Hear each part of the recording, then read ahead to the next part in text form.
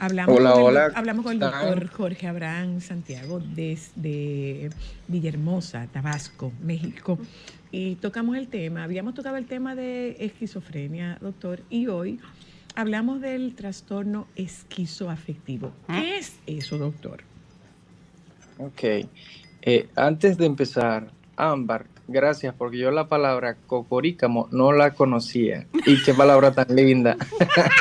Claro que tú conoces la Claro que palabra sí, pa. cocorícamo, pero no la recuerdas. Claro que sí. Bueno, no la recordaba, y no recuerdo haberlo usado nunca, pero aquí yo sé No, que pero nadie me la va a entender y la voy a no. usar todos los días. La vas a Cocoricamo que usar tiene algo todos los raro. días. Claro. ¿Tú te acuerdas, recuerdas haber escuchado en algún momento el show de Luisito y Anthony? Claro que sí. De Luisito y Anthony. Sí, cuando eran pequeños ustedes veían el show ¿Tú de no te Luisito acuerdas y uno que era Anthony. un doctor que tenía unos lentes como de loco y hacía experimentos? No, pero ese no Es que él estaba era muy ahí. No, pero él chiquito. no estaba No, ahí. yo no No, creo que él no. llegó a ver. Pero sí, sí, No, sí, el show de Luisito y Anthony alguna vez lo debieron haber visto, sí. Pero bueno, un, quizá. era un jefe de una tribu Ujú. que, ¿cómo era que se llamaba él? Mampula, ¿no era? No, Mampula era ella, que tenía el menordomo. ¿Se acuerdan del menordomo? Un enano. El menordomo era Sixto Butén, que era enano. Entonces, estaba el jefe decía, busquen a ver cómo era que se llamaba ese jefe. Pues eso Decía, tiene cocorícamo". está raro, eso tiene cocorícamo. Te tengo otra palabra que Es cuando algo está raro. mi palabra favorita, Eh, ñinga. ¿Sabes Pero lo que es bueno, una ñinga? ñinga. Ñinga. Ajá, es algo poquito, pequeño. Ah, sí, no, sí, Ñenga, yo lo ubico. Y ahora que decían, ahora entiendo por qué a una profesora del colegio le decían Mampula. Era de ahí, era de ahí, Ok, ya veo. era de esa serie. Dice cocorícamo, referido a un concepto o frase que tiene un sentido oculto, engañoso. Ok. Ok, ya, pero aquí se usaba en Bacongo, se llamaba el rey. No, pero aquel nombre. Bacongo se llamaba. Wow. Ya me acordé, ya me acordé. Pero bueno, Ajá. Doc, seguimos dándole, continuamos dándole seguimiento al tema que nos ocupa o que nos ocupó la semana pasada y que nos seguirá ocupando durante un tiempo. Y es el tema de la doctora que está siendo procesada por el asesinato y posterior decapitación de su hijita de 6 años. Se está hablando de la posibilidad de un trastorno esquizoafectivo y además de esto es un tema de alucinaciones auditivas, posibles alucinaciones auditivas y que podría estar matizado por un tema de religiosidad. Ok. Adelante. Bueno, habíamos mencionado la vez pasada la esquizofrenia, que es como el epítome de la psicosis.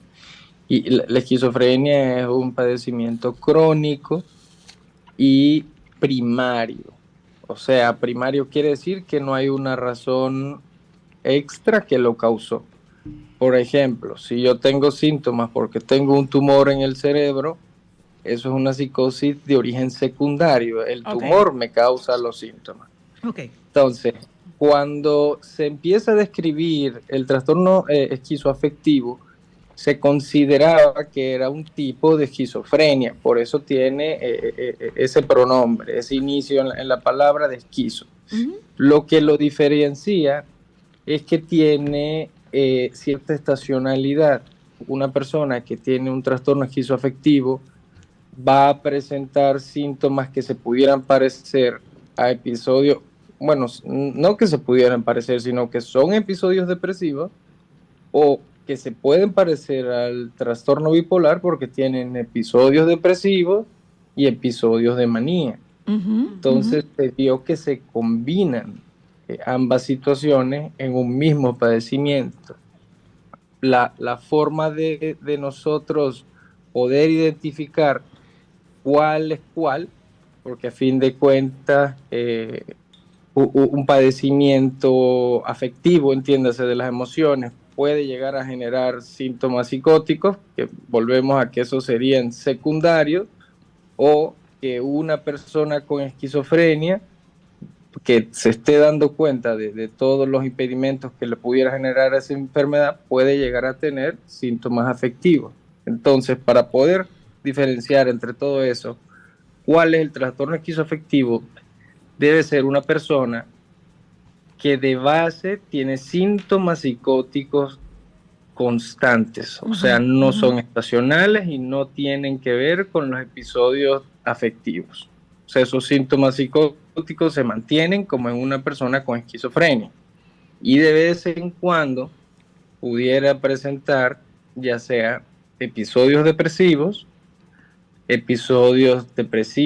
y episodios de manía, o incluso episodios mixtos con cierta regularidad, pero independientemente de que haya todo el tiempo síntomas psicóticos. O sea, una persona con un trastorno bipolar puede llevar su vida totalmente normal a menos que tenga un episodio. Entonces, en un episodio, por ejemplo, de manía, pudiera tener síntomas delirantes, sentirse que lo puede hacer todo, que es millonario, entonces ya hablamos de una psicosis.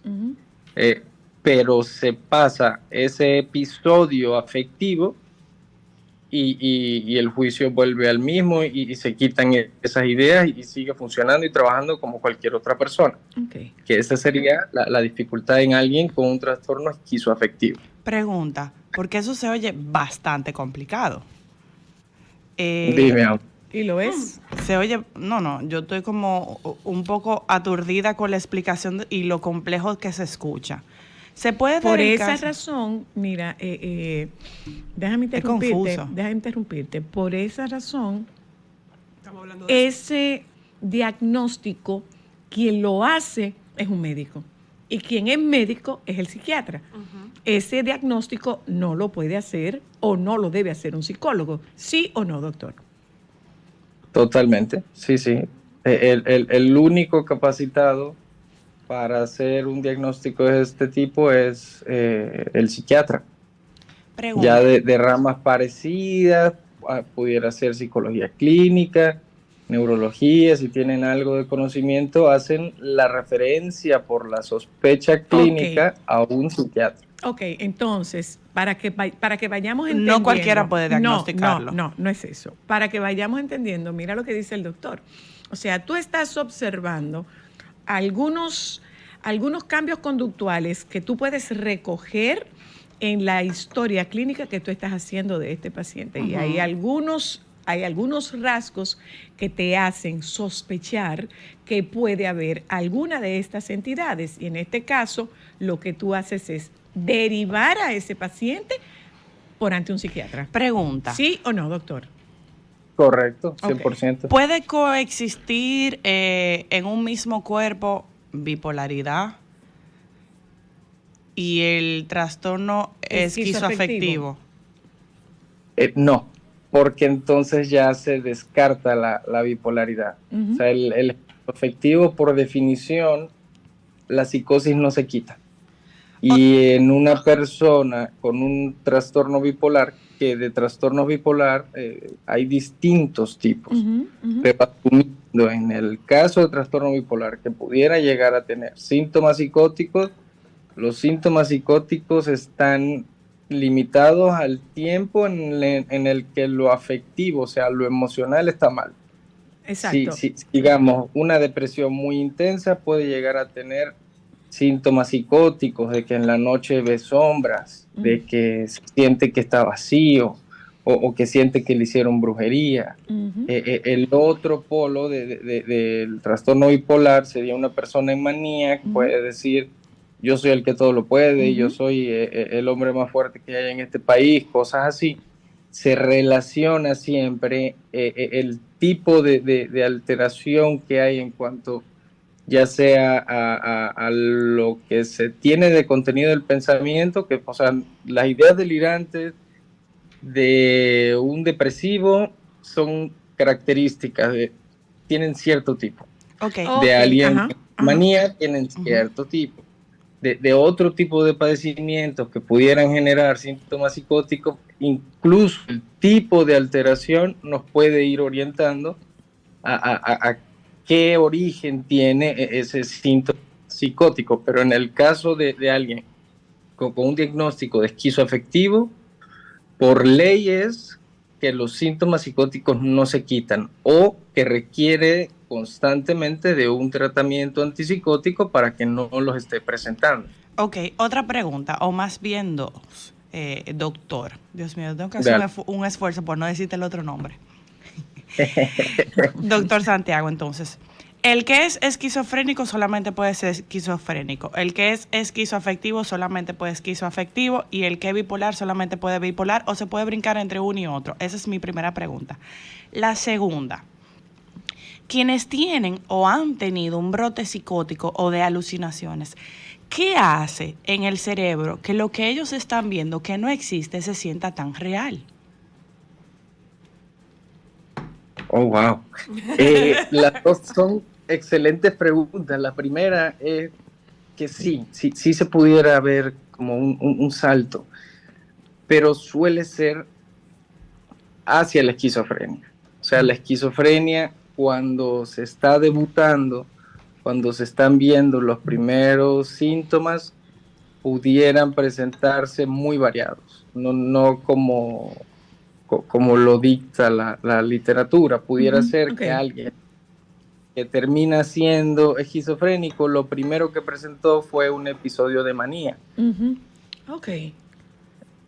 O pudiera ser que alguien que tuvo un episodio depresivo de muchísimo tiempo, que llegó a presentar síntomas psicóticos de muchísimo tiempo, ya por el daño que va generando la psicosis de forma crónica, pudiera ser que ya termine con síntomas psicóticos constantes. O sea, no es como que haya reglas que no se pueda modificar, más bien ya todo se está viendo en cuanto a espectros y para nosotros poder hacer un diagnóstico, pues hay que juntar ciertos criterios a lo largo de un continuo de tiempo para poder decir si es una cosa y quizás más adelante que modifique a otra cosa. Ahora, eso que tú decías, De la Ámbar, realidad. de que sí, que es real, es que para el enfermo eso es Es real. real. Por eso es mi Sí, pregunta. O sea, Para ¿qué el, hacen tus, para el en tu, enfermo, para el enfermo eso es o sea, absolutamente qué real. hace que tu cerebro vea cosas que nadie más ve, que solamente lo está viendo tú o que lo escuchas tú?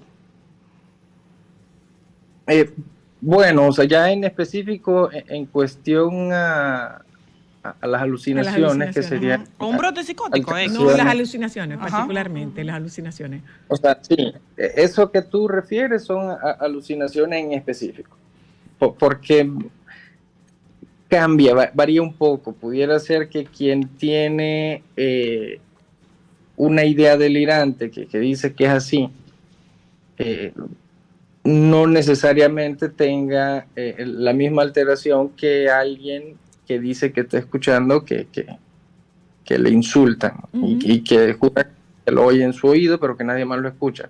A fin de cuentas, esto tiene que ver, eh, se han hecho muchas teorías a lo largo de la vida. Hasta ahora la que va ganando es una teoría que relaciona la dopamina y los lugares en los que se concentra. Pero incluso hay debates ahorita que dicen que esa teoría está un poquito vieja y que pudiera tener que ver más con el glutamato. A fin de cuentas, es químico, Es todo químico, es químico, es exacto. químico. Y por O ejemplo, sea, una pregunta, Jorge, dime. porque debe ser agotador para un paciente esquizoafectivo y esquizofrénico el estar constantemente viviendo esta realidad que debe ser agotadora con alucinaciones o escuchando voces. Entonces, No dejemos de lado a la familia. sí, eso es por otro lado. Pero, ¿qué tan agotador puede ser para un paciente? Número uno, esa es la pregunta. Y número dos, cuando estos pacientes se medican, ¿eso desaparece por completo o simplemente se atenúa un poco lo que ellos ven y escuchan? Dios mío, pero es que toda esta pregunta está buenísima. ¿Viste? Dos prima inteligente. ¿Cuál era la primera? La primera es, o sea, que qué tan agotador puede ser para el paciente el Sí. estar constantemente escuchando y viendo cosas y cómo lo puede vivir la familia que no ve Ahora, lo que él ve. ¿tiene él alguna relación con el tiempo? Eso también. ¿Hay alguna relación con tiempo? Sí, justo te iba yo a responder, Cris, que todo es a según. Y ahí lo que pudiera influir es precisamente el tiempo, porque pudiera ser que al inicio las alteraciones que tenga una persona en estado de psicosis sean agradables Ah, ok. O sea, no y necesariamente que vea tiene que ser cosas así. placenteras o que no le estén generando problemas. Sentirse quizás que uno es el rey de Inglaterra O que Luis y que Miguel te todo el canta mundo todos me los rinde días. pleitesía. Exacto, o ver cosas gratas en ese momento no necesariamente puede generar algún tipo De de preocupación. malestar. Ujú, ujú. Claro, esta no es la norma. Lo más común es que sí, que genere angustia, que sean ya sea alucinaciones o pensamientos que de por sí no van con cómo la persona se identifica y se siente, entonces suelen ir generando malestar. Una Eso cosa, es lo más común, pero varía dependiendo del tiempo. doctor. Los que trabajamos salud mental sabemos que uno de los mayores escollos que enfrentamos es, por un lado, ustedes, los médicos, lograr que el paciente se adhiera al tratamiento, al químico, y a la medicación, y por el otro lado, los terapeutas es que se mantenga adherido al proceso terapéutico y que estos trastornos no se resuelven o no se estabilizan solamente con uno o con el otro. Y introduzcamos aquí el tema de la religiosidad. Planteaba usted en un momento que una cosa es la ciencia y otra cosa es la creencia. Entonces, estos pacientes se sanan, estos pacientes se estabilizan, estos pacientes tienen calidad de vida. Es necesario que estos pacientes sean vistos por un psicólogo o con que vean a un psiquiatra una vez, cada vez que se acuerden, porque no se adhieren ni al tratamiento ni a las consultas. ¿Es necesario, doctor? Bueno, lo primero es que la fe tiene una utilidad en cuanto al pronóstico La tiene. que se ha demostrado Sí, claro. científicamente. Sí, claro. Por eso yo me atrevo a decirlo con certeza. En cambio, una creencia no influye en lo que ya se ha demostrado a través de la comprobación una y otra y otra y otra y otra vez. ¿A qué voy? Que la creencia no tiene cabida, como tú habías dicho, en la ciencia. Uh-huh. Entonces, por más que uno rece y por más que uno quiera, padecimientos como el trastorno esquizoafectivo no se curan, no se quitan, solo se habla de distintos pronósticos y eso, lo único que se ha visto que puede mejorar el pronóstico de una persona es la adherencia a su tratamiento y que lleve un proceso de psicoeducación con la familia y de psicoterapia para el padecimiento en específico. Uh-huh. Uh-huh. Yo voy un momento a publicidad. Cuando regresemos de publicidad queda pendiente una pregunta. Pero yo no quiero irme a publicidad sin rescatar esto que plantea el doctor. O sea, nosotros no estamos opuestos a la fe, que se entienda. No estamos opuestos a la fe. De hecho, es uno de los pilares de mayor y mejor sustento cuando se aborda, cuando se comienza y se desarrolla un proceso terapéutico. Nosotros creemos en la fe y entendemos que la fe, reitero, es un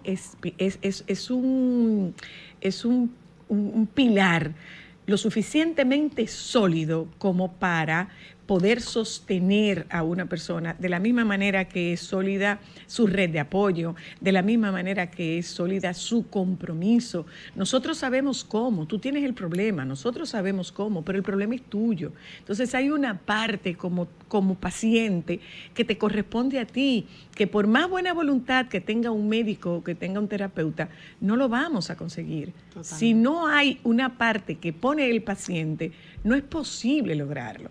Yo voy un momento a publicidad, ya volvemos. Bueno, nosotros estamos hablando con el doctor Jorge Abraham Santiago, que saben ustedes es médico psiquiatra, y entendemos que socialmente este es un caso que nos ha impactado de manera significativa. Y nosotros tenemos mucho tiempo tocando el tema de la importancia, la necesidad y por el otro lado, por el lado opuesto, el abandono en el que está la salud mental en nuestro país. Es como que no le importa a nadie. Es como que como no puedo asumir o no puedo enseñar méritos, pues no le presto mucha atención. Entonces tenemos meses, tenemos años hablando del tema de la salud mental. Ahora mismo en España hay un caso muy, muy sonado de un jovencito de 19 años que mató a puñaladas a un niñito de 11 años. ¿Y qué decía una de las abogadas? Ojo, y quiero tocar este tema con el doctor. Una cosa es el tema de salud mental y otra cosa es violencia y delincuencia. No es lo mismo. Y nosotros estamos viendo muchos casos de mamás que matan a sus hijas, de mamás que agreden a sus niñas, de papás que matan a sus hijos. Una cosa es un tema de salud mental y otra cosa es delincuencia. Y abuso. Vamos a ver cómo podemos ir separando una cosa de la otra. Dicho esto, doctor, reiterar, si se cura la esquizofrenia, si puede tener un paciente esquizofrénico o un paciente con un trastorno esquizoafectivo, un trastorno del estado de ánimo, si este paciente puede tener una vida funcional. También es muy variado.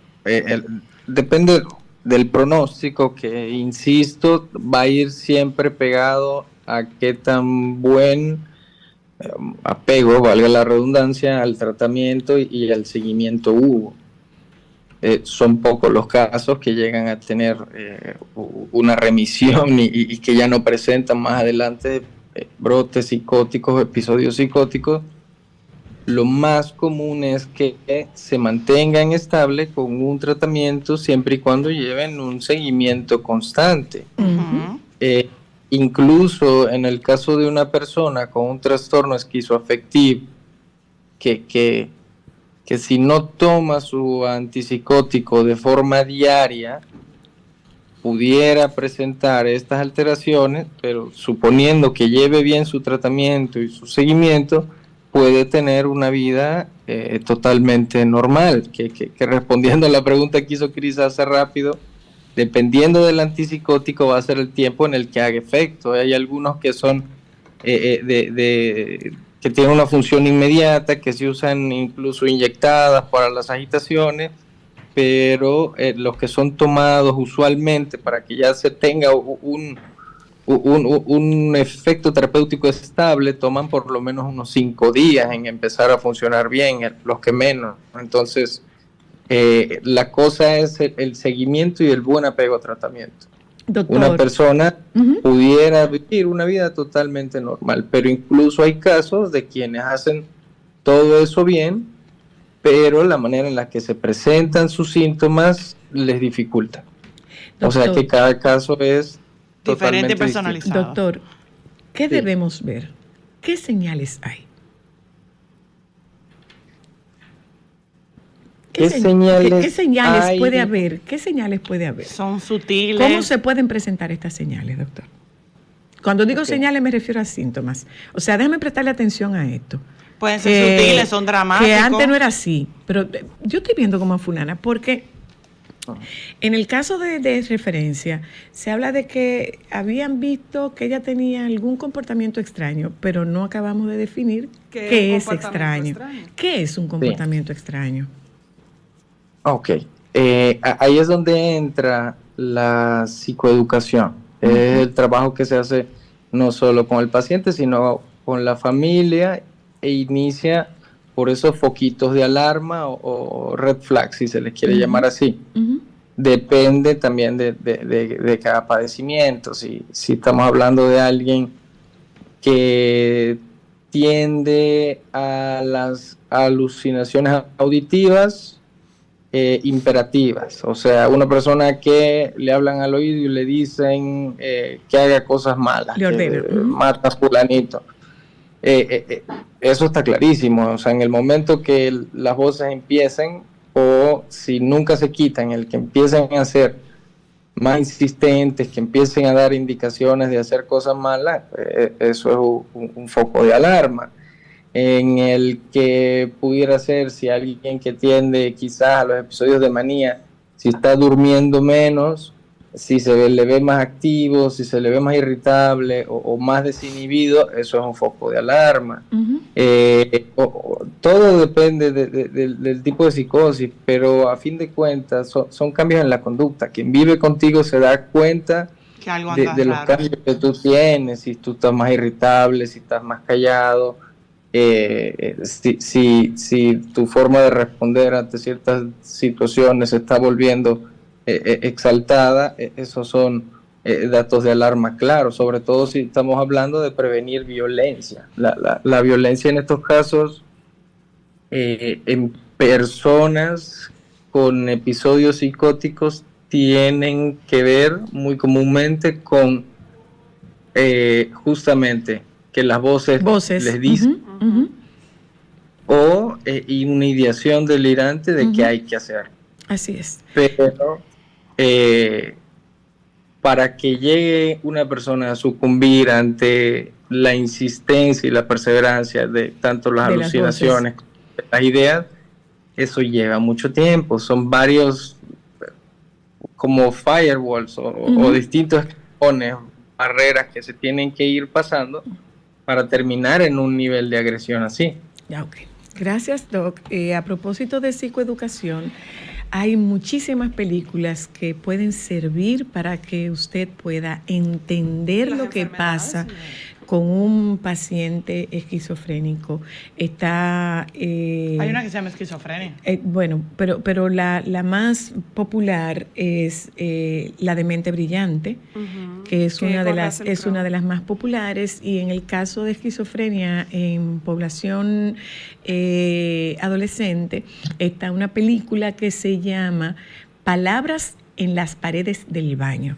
Eso ayuda sobre todo a la familia a entender lo que está pasando, porque la verdad es que es un padecimiento que involucra no solamente al paciente, es un padecimiento que trae consigo una carga familiar significativa. Muy, muy, muy, muy significativa. Y estos medicamentos son medicamentos que definitivamente deben tomarse bajo supervisión. O sea, este paciente te dice, me lo tomé, y este paciente no se lo toma. Por esa razón, en Estados Unidos hay orden judicial para que un paciente se someta a un tratamiento y tiene una supervisión que vigila que efectivamente se estén tomando ese tratamiento. Pero ocurre, según podemos ver en alguna de estas películas, que estos pacientes encuentran la manera de burlar la supervisión. Un abrazo, Doc. Abrazos a todas, que estén bien. Gracias, gracias. Nos vamos un momento de publicidad. Regresamos de publicidad. Mire, busque la película. Las películas, una se llama Mente Brillante y la otra se llama Palabras en las paredes del baño. En inglés, esa película se llama Words on the Bathroom Walls. y es la historia de un jovencito con esquizofrenia, que es de esas herramientas de las que nosotros nos valemos para que un paciente, para que la familia de un paciente pueda entender de qué se trata su trastorno. Igualmente, el propio paciente, una vez se ha logrado estabilizar, y como bien explicaba el doctor Santiago, esto puede estabilizarse y llegar a tener una vida funcional. Nos vamos un momento a publicidad, regresamos de publicidad y conversamos con una amiga muy querida sobre un tema sobre el cual hay mucha queja.